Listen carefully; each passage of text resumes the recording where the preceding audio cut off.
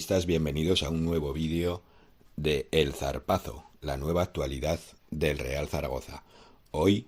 seguimos con los fichajes, los rumores, las entradas y salidas del equipo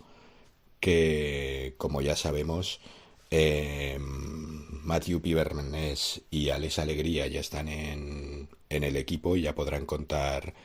para el entrenador este viernes frente al Albacete.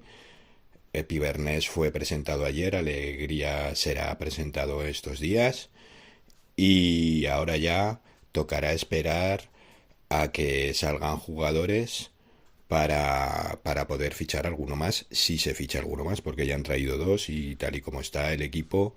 las arcas del equipo, no sabemos si vendrá alguno más o no, pero es fundamental que salgan ya jugadores para en la recta final del mercado poder traer algún otro jugador. Bueno, pues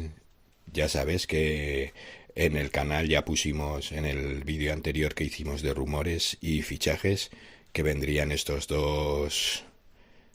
fichajes, cosa que no era complicada porque eran jugadores que venían de la mano tanto del entrenador como del director deportivo y ya habían contado con ellos en otros equipos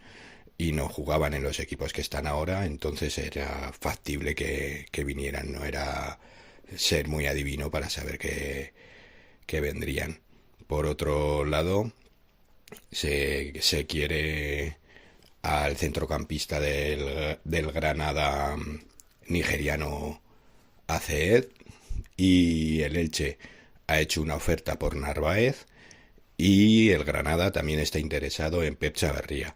Pero vamos, entiendo que han sido jugadores importantísimos en esta primera vuelta del Real Zaragoza y será complicado que salgan, aunque tampoco nos podemos fiar mucho de lo que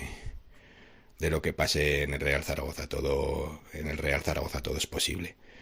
Bueno, si te ha gustado el vídeo, ya sabes, compártelo, coméntalo, suscríbete al canal, dale like y también puedes seguirnos en redes sociales y también puedes ponerte en contacto con nosotros. Aupa Real Zaragoza y nos vemos en el próximo vídeo.